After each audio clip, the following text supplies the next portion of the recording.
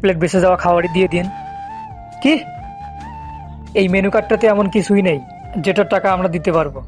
আর আমি ওকে কথা দিয়েছিলাম আজকের দিনে আমি ওকে এই রেস্টুরেন্টে খাওয়াতে নিয়ে আসবো।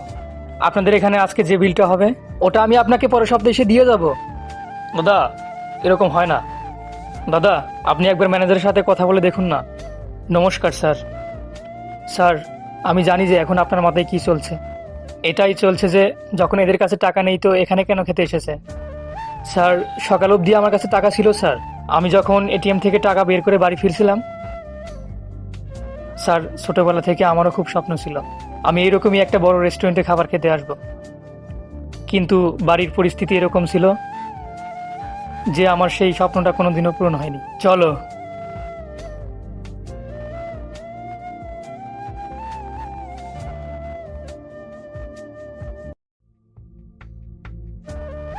স্যার, চিনতে পারলেন? হ্যাঁ, চিনতে পেরেছি। কেমন আছো তুমি? আমি তো ঠিকই আছি। আপনি কোথায় যাবেন? রেস্টুরেন্টেই যাচ্ছিলাম। আসলে আমার গাড়িটা খারাপ হয়ে গেছে তো তাই জন্য টোটো অটোর জন্য একটু দাঁড়িয়েছিলাম। ঠিক আছে স্যার, আপনি বসুন, আমি ছেড়ে দিচ্ছি। বলো, তোমার কত হয়েছে?